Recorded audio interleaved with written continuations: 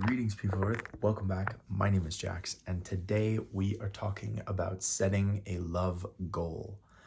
I did a TikTok on this just like 30 seconds ago, but I wanted to be able to expand my thoughts and talk about this in a long form video. So, first of all, a love goal is sort of, I guess you could call it the ideal version of a relationship you would like to find yourself in romantically. It is sort of I don't like to think of it as the perfect world. Like in a perfect world, he's gonna be 6'5" and Scandinavian and blah, blah, blah, blah. No, like what I'm talking about is when I have interacted with people who have been together for like 60 years, my grandparents, my parents, like different people who are like truly in love, I always come away feeling very humble and just sort of amazed that these two people get along so well. And I've known relationships where the people just click, you know, like they really never had an issue. I've asked both parties in the relationship, like, have you ever had any like issues? Have there ever been any troubles? Like, what do you do in adversity? And some of them have honestly told me that, you know, they have felt like they have been in their honeymoon phase their entire relationship. And I think there are certain traits that help you achieve that love goal.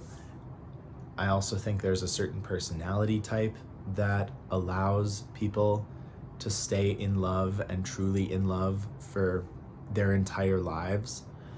And that's like my love goal. My love goal involves a lot of communication, two people who are really in sync with each other, who understand when the other one needs space, needs comfort, needs to feel secure, needs to feel validation, you know. And our society is really obsessed with sort of love languages and how we reciprocate love, how we communicate to our partner. Our society is very obsessed with finding the right type. You know, you have the star signs and the elemental signs that talk about, you know, he's an earth sign, she's a fire sign, it's never going to work. So, like, clearly our society is very interested in this topic, but we don't seem to try and set the ideal situation up. You know, our society is obsessed with goal setting, and it's so important to set a goal and then work every day towards that goal in a small way, and that's how you achieve it. But for some reason, we have never brought these two components together into the idea of a love goal. And I think that's kind of crazy, because setting a goal towards which people work towards is very powerful, and just a small incremental change over like weeks ends up being exponential growth. And I know, like, it sounds very dude bro red pill, I don't know, very sort of, I don't know, it just sounds very like capitalistic or gamifying something. But I don't think it has to be. I think a love goal can be just a few things that you're ideally looking for in a partner. And if you know what you're looking for, I think it's easier to find. Like, if you don't know what you're looking for, you're never going to find it. And I truly believe that by setting a goal, or just imagining what is a situation in which you would find yourself in that would make you very, very happy, feel like you have been heard and seen, and you feel safe, you feel comfortable, and at the end of the day, you feel in love with this person. I've written down some characteristics that I think make relationships very strong, and they're important. You know, some of it's like simple, like feeling physically attracted to the person you're with. And for us, that's all kinds of different preferences and particular interests, what we're into, you know, specific behaviors. And it can get like very physical, obviously. It can be very emotional, spiritual, mental, intellectual. But I think that's that's the surface level of a love goal, is what are you physically looking for? And then you can get a little more nuance and say, okay, well, my ideal partner is probably between this and this age, because, you know, I either want to relate to this person, or I want somebody with some real maturity, or, you know, those kinds of things. And then you move on to characteristics about worldview, which I think are the most important. I think it is so important to find somebody who shares similar worldviews to you, because if you meet somebody and they are a real pessimist and they are very pessimistic about the future of the world, and you know, they're just not interested in any of that stuff, and you are a eternal optimist, you think the world is always getting better, we are striving to become better, I don't think you're really going to connect with that person on the level that you'd like to. And that isn't me bashing pessimists, because it takes all kinds, and having that worldview is a totally valid way to live.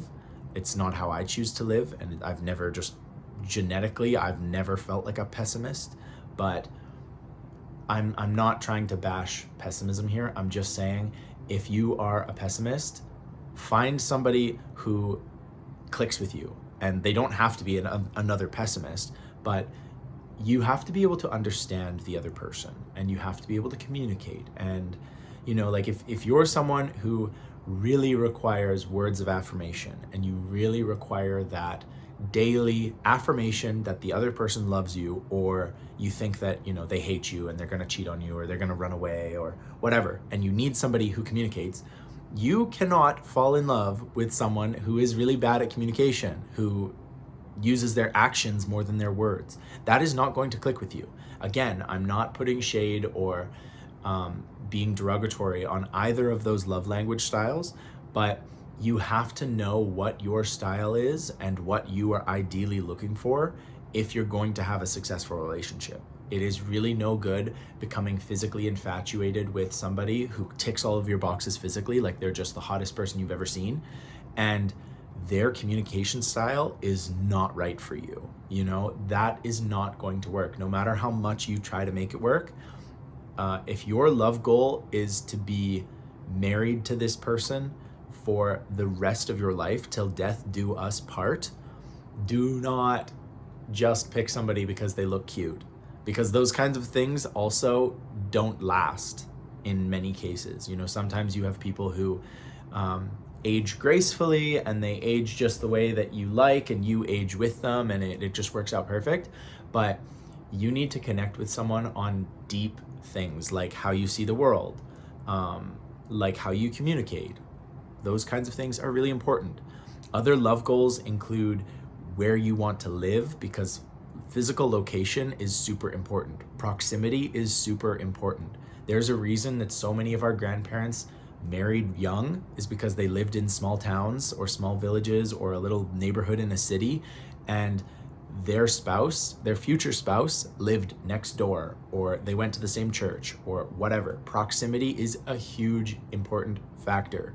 And so if your relationship, if your partner really wants to live in California, and you are a die-hard New Yorker, and you love the place and your family's there, and like you see yourself there, it's not going to work. You know, one of you is going to have to compromise, and unless that person is totally fine with compromising and being a New Yorker instead of a Cali boy, I'm sorry, but it's just not going to work. And so it's about being realistic. It's about prioritizing like having your priorities straight, right? Like if at this point in my life, I truly feel like I could live anywhere on the planet. I could be anywhere.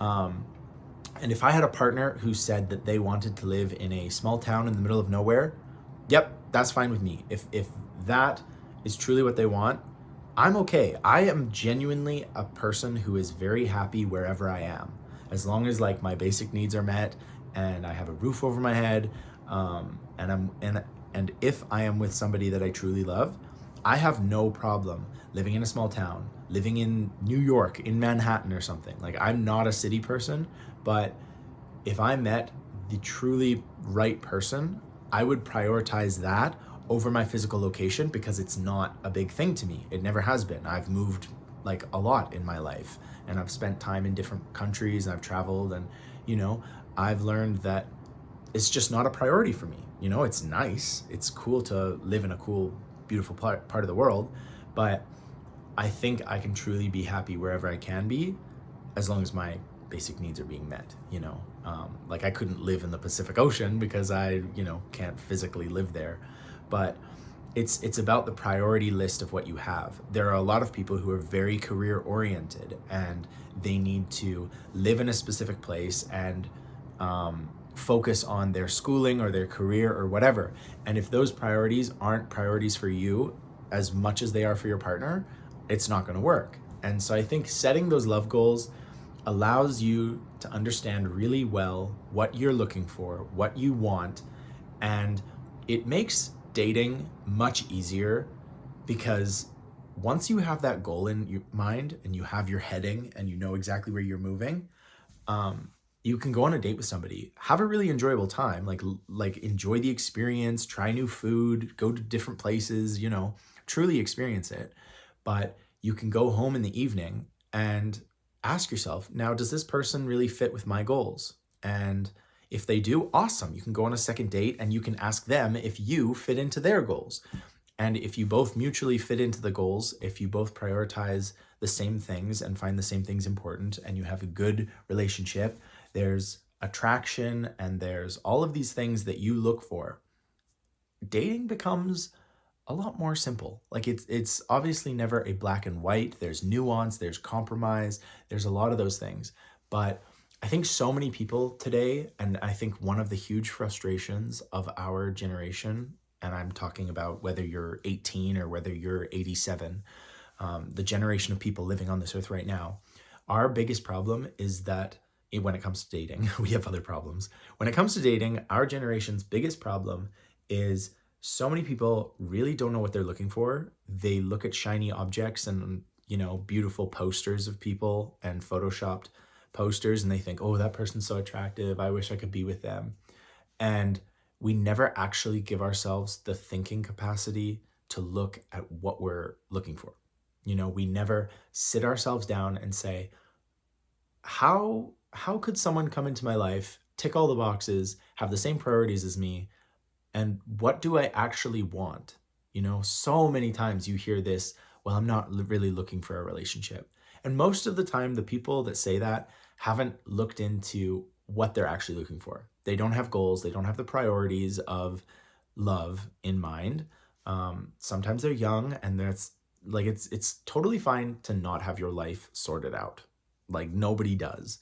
But having a conscious effort of thinking about, what am I looking for? What would my ideal relationship style be? What would the communication in that relationship be? Are we going to have kids? Are we going to have a dog? Are we going to travel lots? Where are we going to live? Are we going to be, you know, super close to my family? Are we going to be close to their family? What kinds of things am I interested in? You know, are we going to have a glass of wine in the evenings, or is that an absolute red flag?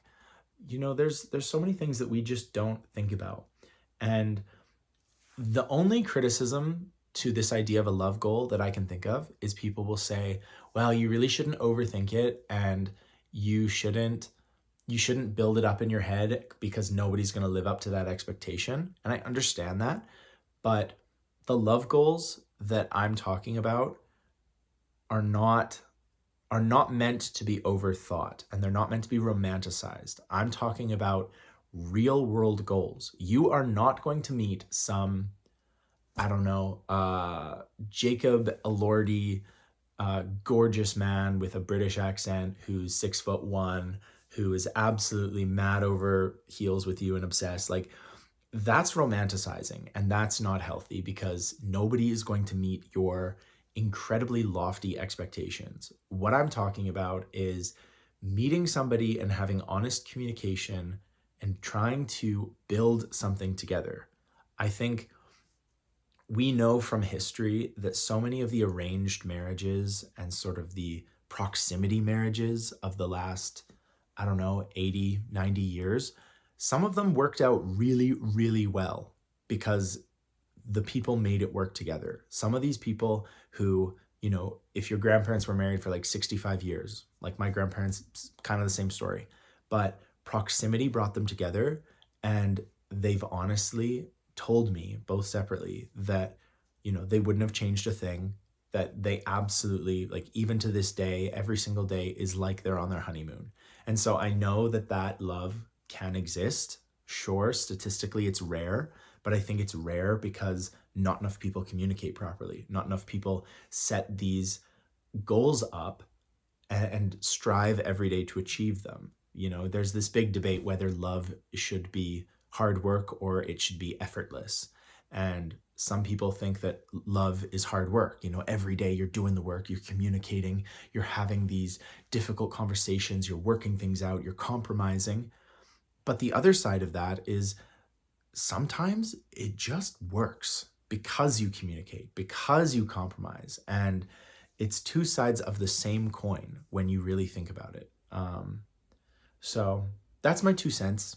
I think you should set a love goal. You should have an idea of the nuances of a relationship in mind before you go looking for a relationship. Before you get on a dating app, I think you should have it defined in your head what you're looking for. If you're young and in school and trying to figure out your life, go have fun, go figure out things, go figure out, you know, oh, I really like morning people. I love it when I wake up and my partner's getting ready to wake up and we have breakfast together and we go to the gym or whatever. Or I really love night owls. I love late night conversations, playing cards and just talking about life and the universe. Like, figure out what you're into, you know, that there is no problem, whatever age you are, whatever you are in life, there is no problem experimenting, dating, finding out. But please be honest with people that you are figuring it out, that you don't have a clear roadmap. You don't have an end goal in mind at this point because you're just learning, you're figuring stuff out. So that's my 2 cents on love goals, why I think it's so important to set a love goal. You know, recently I've been talking about what your ideal relationship is, your ideal partner, how to sort of find a boyfriend in the clickbaity kind of thing, that sort of thing. But I think this is probably the most important, most crucial thing that I have talked about in the realm of dating and relationships, because setting goals has always been so important. And some of the most successful people in whatever realm you want to talk about, economic, spiritual, intellectual, political, so many of these people set goals and worked every single day towards that goal. I don't understand why we don't do that with love. I think love is probably the most important thing in the entire universe. I don't think there's anything more important than love, broad spectrum love, whatever you want to call it, loving a romantic partner, loving a child, loving your family, whatever it is. I don't think there is a more important thing on this planet than how we are able to connect with other people and have happiness together. So I think you should set goals when it comes to love. I hope you do. I'm really interested in the conversation that this video, I hope, generates. Again, feel free to criticize or to point out errors or whatever, because I think that's how we have a good discussion. And this is something that I would like to gain more wisdom on, and I would like to become wiser about this. And so if you have questions, criticisms, whatever, I'm going to be taking kind of special interest in this video and the comments. So please make comments. Let me know what you think.